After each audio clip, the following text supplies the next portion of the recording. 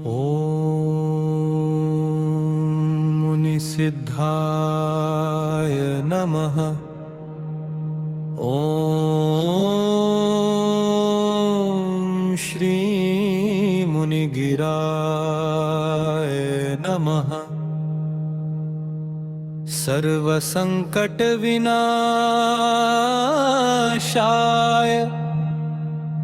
सिद्धबुद्धि प्रदाय नमः।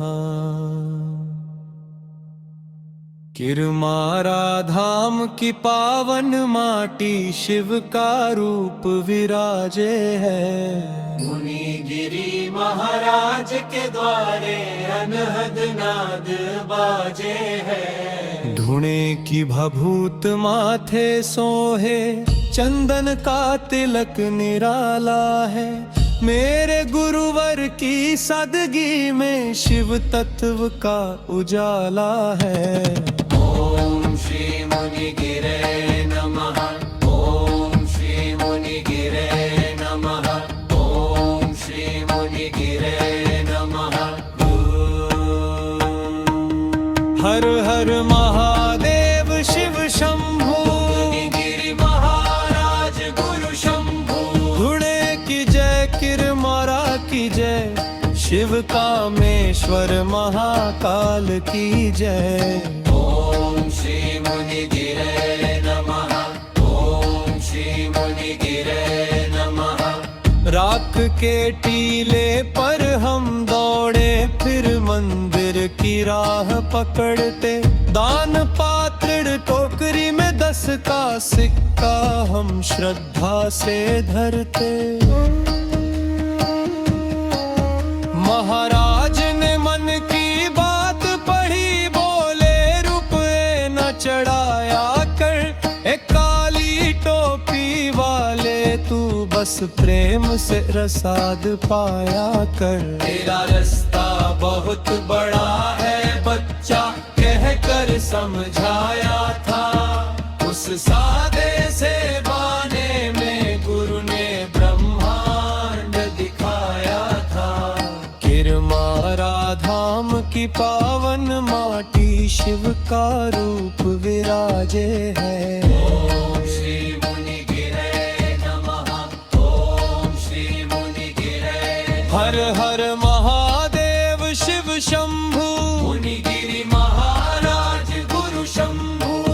भरमहारी को हुक्म सुनाया, खिलाओ इन्हें हलवा और खीर। बिन प्रसाद न जाने देते, काट देते सबकी पीर। सेवा तप और आत्मज्ञान की जोत जगाई घर घर में। जवर्सी वर्षों का जीवन अर्पण कर दिया जनहित के स्वर में। अब फरवरी को हुए ब्रह्मलीन, शिव चरणों में जा विराजे। किरमारा का कण कण रोया, जब विदाई के शंख बाजे।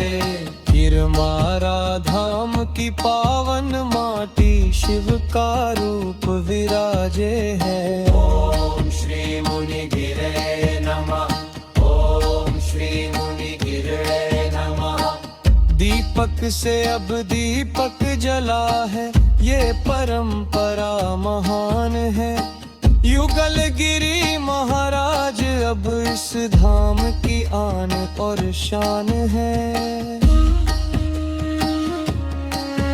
गुरु मुनिगिरी की विरासत को वे आगे बढ़ा रहे हैं।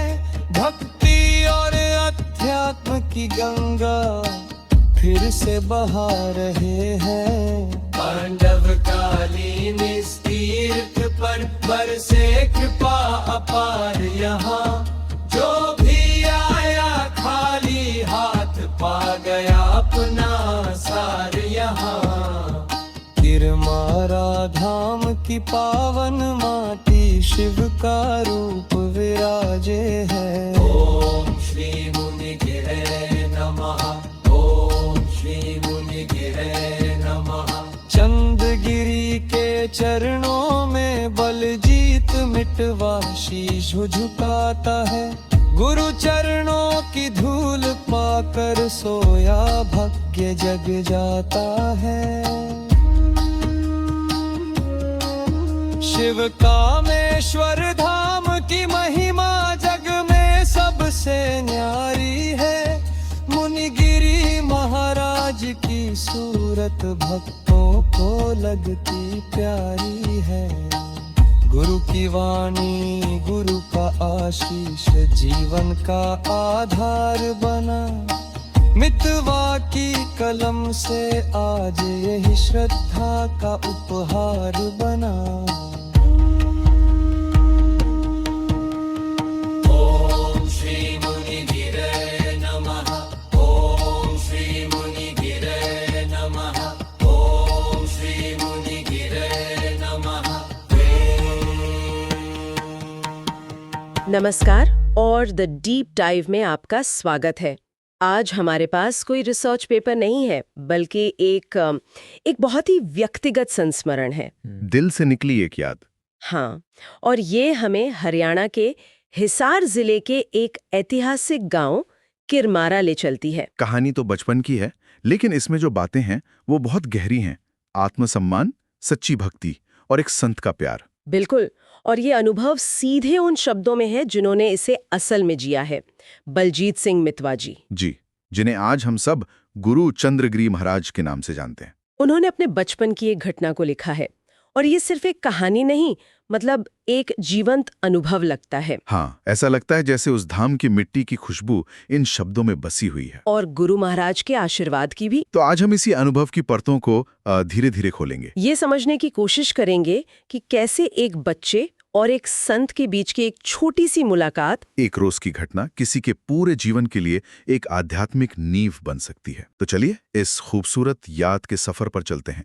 इसकी शुरुआत एक बहुत ही, आप कह सकती हैं, अनुशासित और ऊर्जा से भरी दिनचर्या से होती है। हाँ, लेखक बताते हैं कि बचपन में उनका और उनके दोस्तों का एक रोज का नियम था। सुबह सुबह गांव के श्री शिव कामेश्वर धाम के पास एक राख के टीले पर दौड़ लगाना, मतलब खूब मेहनत करना। और इस कसरत के बाद सबके सब मंदिर में माथा टेकने जाते थे। वहां धुने के पास अपनी सादगी में ही दिव्य लगने वाले गुरु मुनिगिरी महाराज बैठे होते थे। और महाराज जी का एक सीधा सा नियम था, है ना? हाँ, उनकी एक ही रीत थी, जो भी उनके पास आया है, जो भी धुने पर माथा टेकने आया है, वो बिना प्रसाद लिए खाली हाथ नहीं जाएगा। ये उनकी उदारता थी, उनका रोज का स्नेह था। लेकिन यही उदारता लेखक के लिए, जो उस समय एक बच्चे थे, एक दुविधा बन गई। अच्छा? उनके दोस्त तो प्रसाद के लालच में रोज पहुंच जाते थे, पर लेखक के मन में एक संकोच था, एक झिझक थी। किस बात की?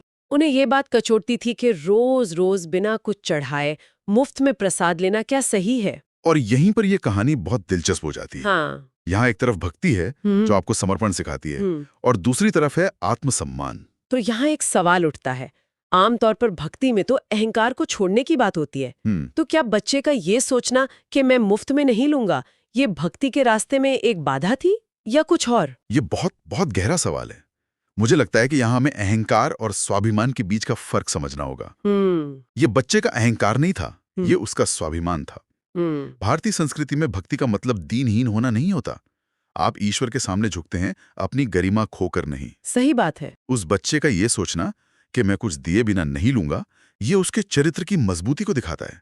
वो एक भिखारी की तरह नहीं, बल्कि एक भक्त की तरह महसूस करना चाहता था। और इस दुविधा से निकलने के लिए उन बच्चों ने जो हल निकाला, वो उनकी मासूमियत और उनकी गंभीरता दोनों को दिखाता है। हाँ, उन्होंने आपस में तय किया कि रोज 5-6 दोस्तों में से कोई एक घर से 10 रुपए लेकर आएगा, उस पैसे को दान पात्र में डाला जाएगा और उसके बाद ही सब मिलकर प्रसाद लेंगे। जरा सोचिए, ये कितना खूबसूरत समाधान है। ये कोई बचकाना खेल नहीं था। बिल्कुल नहीं। ये अपने आत्मसम्मान को बनाए रखने का एक ईमानदार और एक तरह से संगठित प्रयास था।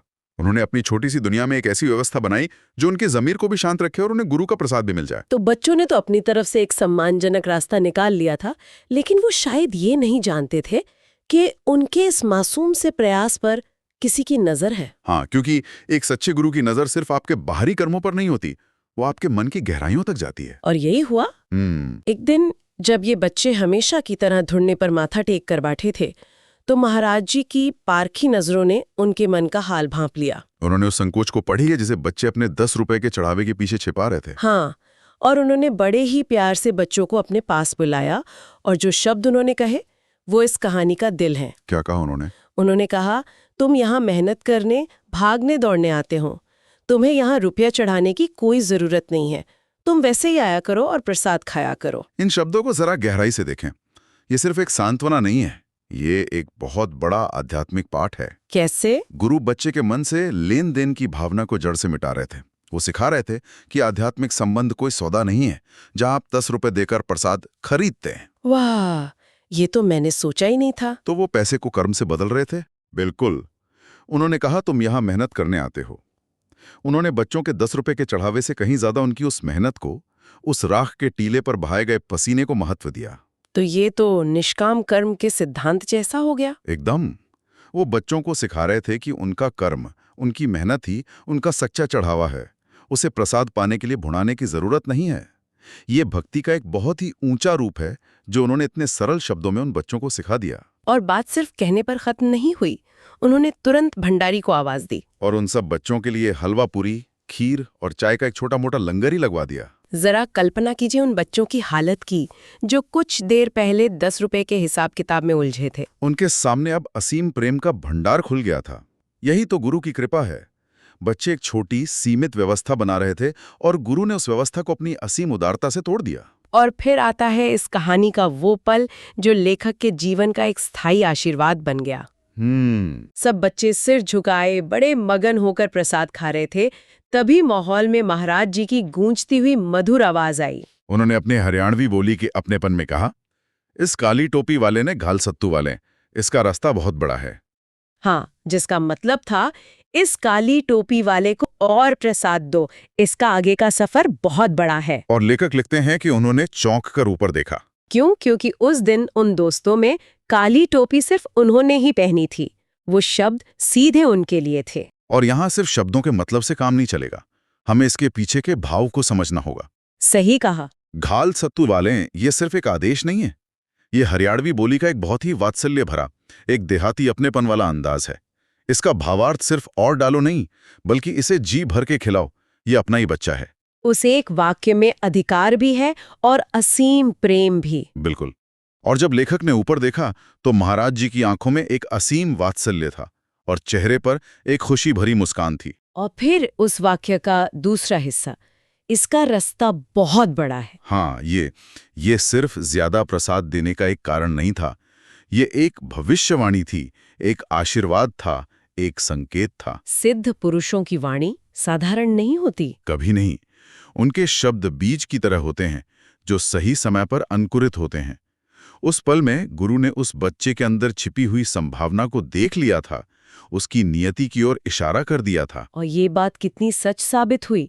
आज वही काली टोपी वाला बच्चा हम सब के लिए श्रद्धेय गुरु चंद्रगिरी महाराज हैं। तो ये घटना एक तरह से उनकी आध्यात्मिक दीक्षा का पहला अनकहा क्षण था। हाँ, ये सिर्फ एक प्यारी याद नहीं, बल्कि एक बच्चे के भविष्य के पथ को ऊर्जा देने वाला एक निर्णायक पल था। सही कहा।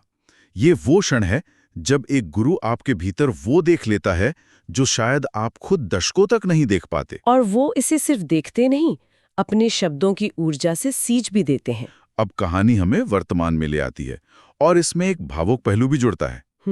लेखक बताते हैं कि वही गुरु मुनिगिरी महाराज जिन्होंने 84 वर्षों तक अध्यात्म और सेवा की अलख जगाई, वो हाल ही में 5 जनवरी 2026 को ब्रह्मलीन हो गए। आज 17 जनवरी है, तो ये घटना बहुत ही ताज़ा है, वाकई एक युग का अंत। और उनके प्रभाव का अंदाजा इसी बात से लगता है कि उनके निधन पर मुख्यमंत्री सहित कई गणमान्य लोगों ने शोक व्यक्त किया। ये इस बात का प्रमाण है कि उनका प्रभाव कितना गहरा था। वो सिर्फ एक गांव के धाम के संत नहीं थे, बल्कि पूरे समाज के लिए एक प्रकाश स्तंभ थे। लेखक अपने संस्मरण के अंत में लिखते हैं कि आज जब वो पीछे मुड़कर देखते हैं तो वो राख का टीला, वो काली टोपी और महाराज जी के वो शब्द, सब कुछ एक आशीर्वाद की तरह महसूस होता है। हाँ, वो एक अकेली घटना नहीं थी, बल्कि उनके जीवन की नींव का एक पत्थर थी। और यही एक आध्यात्मिक परंपरा की खूबसूरती है। ये किसी एक व्यक्ति के शरीर के साथ समाप्त नहीं होती, लेखक ये भी बताते हैं कि अब गुरु मुनि गिरी महाराज के उत्तराधिकारी के रूप में संत युगल गिरी जी महाराज उस गद्दी की परंपरा को आगे बढ़ा रहे हैं। विरासत जारी है। बिल्कुल, गुरु का शरीर चला जाता है, लेकिन उनकी चेतना, उनकी शिक्षा और उनका प्रेम उन लोगों के दिलों में हमेशा जीवित रहते हैं जिन्हें उन्होंने छुआ। हाँ, और ये संस्मरण इसी बात का एक जीवंत प्रमाण है। उस बच्चे के मन में बोया गया बीज आज एक विशाल वृक्ष बन चुका है, जो स्वयं दूसरों को छाया और मार्गदर्शन दे रहा है। तो इस खूबसूरत और गहरी बातचीत के बाद अगर हम मुख्य बातों को समेटें, तो मेरे लिए पहला सबक ये है कि सच्ची भक्ति क्या है।